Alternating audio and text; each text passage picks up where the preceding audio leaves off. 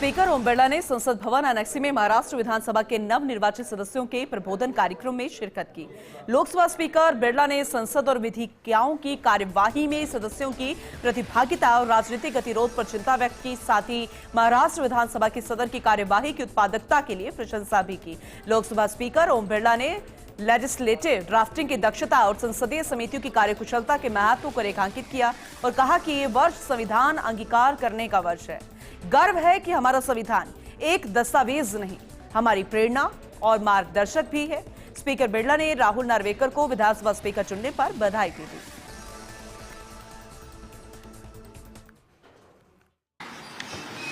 भारत की संसद में आप सभी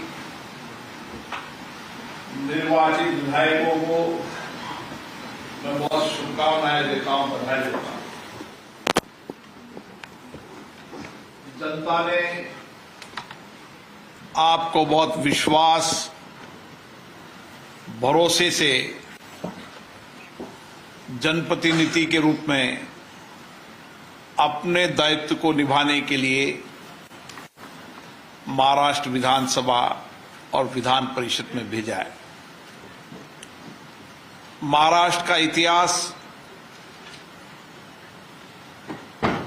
स्वतंत्रता आंदोलन, सामाजिक बदलाव,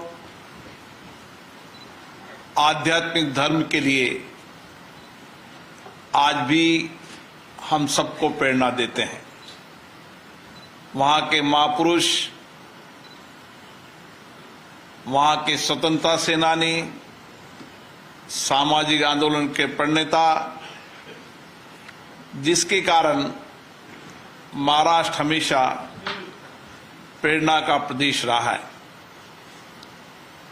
महाराष्ट्र लेजिस्लेटिव असेंबली, विधान परिषद भी आजादी के पहले 1937 के अंदर से स्थापित है और 1937 के अंदर भी बड़े सामाजिक, बड़े आर्थिक बदलाव के लिए इस विधान परिषद का एक अपना इतिहास है। आप सबको गौरव मिला है। इस गौरवशाली लोकतांत्रिक विधान परिषद, विधानसभा में प्रतिनिधित्व करने का।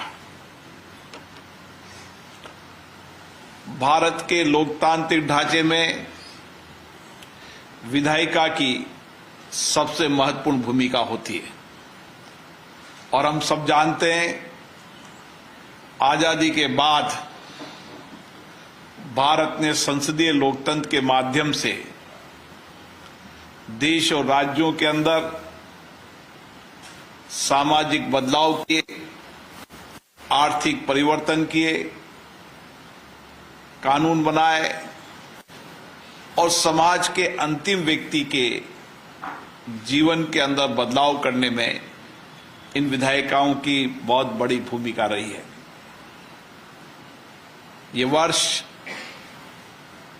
संविधान अंगीकार करने का 75 वर्ष है और हम सबको गर्व है कि हमारा संविधान केवल एक दस्तावेज नहीं है, हम सबकी प्रेरणा और मार्गदर्शन आज भी करता है। और ये हम सबको गर्व भी है कि दुनिया का सबसे बड़ा लोकतंत्र भारत है और दुनिया का सबसे बड़ा संविधान और मार्गदर्शक और सबको समान अधिकार, सबको समान अभिव्यक्ति के रूप में भी हमारी संविधान की महती भूमिका है। मुझे खुशी है कि विधानसभा के अध्यक्ष राहुल नार्वेकर जी को पुनः इस महत्वपूर्ण विधानसभा का अध्यक्ष का दायित्व दिया है। मैं उनका भी अभिनंदन करता हूं। विधान परिषद के नए सभापति प्रोफेसर रामशंकर शिंदे जी को भी बहुत बहुत शुभकामनाएं, बधाई देता हूं। विधान परिषद की हमारी उपसभापति जो लंबे समय से विधान परिषद के अंदर अपना मार्गदर्शन कर रही है, उनका भी स्वागत करता हूं, अभिनंदन करता हूं। आप सब यहां पर 2 दिवसीय प्रशिक्षण के अंदर संसदीय प्रक्रियाओं, परंपराओं, परिपाटियों, कार्य प्रणालियों और उसके साथ साथ संसद की भी जानकारी और विधानसभा, विधान परिषद के अंदर अलग अलग राज्यों की विधानसभाओं और विधान परिषदों की कार्रवाइयों, प्रक्रियाओं, कार्यप्रणालियों को भी सीखने का आपको लाभ मिलेगा। ये सही है कि महाराष्ट्र विधानसभा का अपना गौरवशाली इतिहास रहा है, लेकिन शिक्षण, प्रशिक्षण, सीखना, प्रशिक्षण प्राप्त करना हमेशा जीवन के अंदर होना चाहिए। नए सीखने का ये जीवन में जब रहेगी तो हमें निश्चित रूप से अपने संसदीय दायित्व को निभाने का और बेहतरीन अवसर मिलेगा। देश के अंदर राज्य विधानमंडल अपनी अपनी स्वायत्तता है। हर विधानमंडल के अपने नियम, प्रक्रियाएं, परंपराएं, परिपाटी होती है और उनकी अपनी स्वायत्तता भी होती है। लेकिन एक सामान्य शिष्टाचार इन विधानमंडलों का सामान्य एक जैसा होता है और इसीलिए विधान सभा और विधान परिषद में भी बहुत बड़ा दायित्व जनप्रतिनिधि का होता है, क्योंकि विधानसभा सदस्यों का सीधा संवाद जनता से रहता है, उनका संपर्क जाता रहता है। इसलिए जनता की अपेक्षाएं, आकांक्षाएं भी ज्यादा रहती है। इसलिए आपको जनता की अपेक्षाएं, आकांक्षाएं, राज्य की चुनौतियों, राज्य की समस्याओं, राज्य की कठिनाइयों का ज्यादा प्रत्यक्ष अनुभव होता है। इसलिए मेरा मानना है कि विधान मंडली लोकतंत्र के ऐसे माध्यम है जिससे हम हमारी विधानसभा के सीमित दायरे से निकलकर राज्य के सामाजिक आर्थिक बदलाव में, राज्य के कानून बनाने में अपनी महत्वपूर्ण भूमिका निभा। मेरा मानना है कि एक जनप्रतिनिधि को अपनी क्षेत्र की आकांक्षाएं, अपेक्षाएं, चुनौतियों का तो ध्यान में रखना ही चाहिए, लेकिन आप एक विधानसभा के सदस्य नहीं हैं, आप राज्य के विधानसभा के सदस्य हैं। इस नाते प्रदेश की चुनौतियों, प्रदेश की जनता की आकांक्षाएं, अपेक्षाएं, वहां की भौगोलिक स्थिति, वहां की राजनीतिक स्थिति, वहां की सामाजिक स्थिति, वहां की आर्थिक स्थिति के बदलाव के अंदर जनप्रतिनिधि की बहुत बड़ी भूमिका होती है। इसलिए दुनिया के अंदर संसदीय लोकतंत्र ही राज्य या देश को चलाने की सर्वश्रेष्ठ पद्धति है। हम जनता कठिनाइयों को, चुनौतियों के, सामाजिक, आर्थिक, उन सब चीजों को समझते हैं। इसलिए मेरा मानना है कि जितनी हम विधानमंडल, विधानसभा की कार्यों को जो पूर्व में घटित हुई है उनका भी अध्ययन करना चाहिए। विधानसभा की पुरानी परंपराओं को देखना चाहिए। विधानसभा में जितने कानून बने, कानून पर चर्चा हुई है, डिबेट हुई है, उनका अध्ययन करना चाहिए। प्रदेश की महत्वपूर्ण चुनौतियों पर, आपदा पर जब कभी चर्चा हुई है, उसका भी अध्ययन करना चाहिए, क्योंकि समय बदलाव का है और बदलते परिप्रेक्ष्य के अंदर सभी विधानमंडलों ने कोशिश की है कि अपने अपनी विधानसभा कार्यवाहियों को उन्होंने डिजिटल करने का प्रयास किया है, ताकि हम उन विधानसभा की कार्यवाहियों को सब्जेक्ट से, विषयों से मालूम कर उनका अध्ययन कर सकें। मेरा दूसरा आप लोगों से आग्रह है कि अभी मैं संसद में भी देखता हूं, विधानमंडलों में देखता हूं, मान्य सदस्यों की उपस्थिति धीरे धीरे कम होती जा रही और विधानमंडलों की, विधानसभाओं की बैठकों की संख्या तो नियमित घटती जा रही है। लेकिन मैं महाराष्ट्र विधानसभा को विशेष रूप से धन्यवाद देता हूं, जो देश की विधानसभाओं में सबसे ज्यादा दिन बैठकर काम करने वाली विधानसभा है। और इसीलिए आपकी जिम्मेदारी ज्यादा है। आपकी विधानसभा की कार्रवाई, उसकी चर्चा, उसकी संवाद, सार्थक और तर्क पर चर्चा।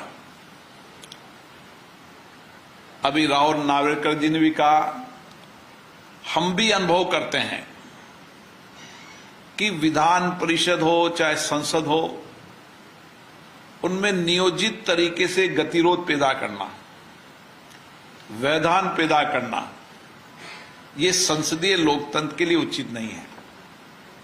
और इसीलिए हमारी कोशिश होना चाहिए, हम जितनी अपनी विधानसभा के अंदर अनुशासन रखकर जितनी अच्छी चर्चा करेंगे, डिबेट करेंगे, तर्क करेंगे, उतने ही सर्वश्रेष्ठ विधायक बनेंगे। हम जितनी भी विधान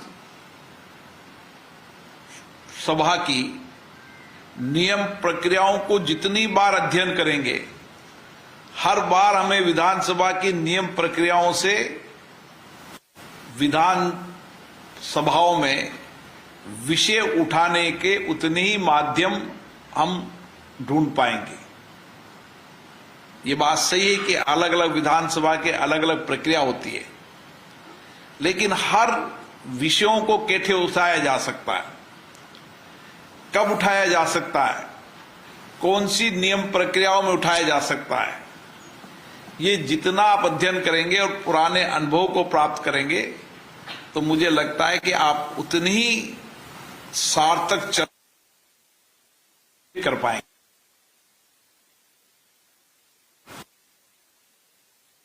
चर्चा की भी है, सरकार की नीतियों, कार्यक्रम, योजनाओं का आकलन करने की भी है। और इसीलिए सदन के अंदर सहमति भी होती है, असहमति भी होती है, लेकिन सकारात्मक रूप से हम सरकार को मार्गदर्शन कर सकें, कार्यपालिका पर इसमें विशेष रूप से प्रश्नकाल बहुत महत्वपूर्ण समय होता है। और प्रश्न लगाते समय हम देखेंगे कि प्रश्न हमें संक्षिप्त में लगाएं और संक्षिप्त में प्रश्न पूछें, और प्रश्न लगाने के पहले हमारी पूरी तैयारी होनी चाहिए। प्रश्नकाल सबसे महत्वपूर्ण समय होता है, कर सकते हैं, और माननीय मंत्री जी जवाब भी देना पड़ता है। इसलिए प्रश्नकाल के अंदर हम पूरी तैयारी के साथ प्रश्नों को उठाएं और उसी के साथ साथ जब कानून बनने की बात आए तो कानून बनाने के समय जिस कानून को लाया जा रहा है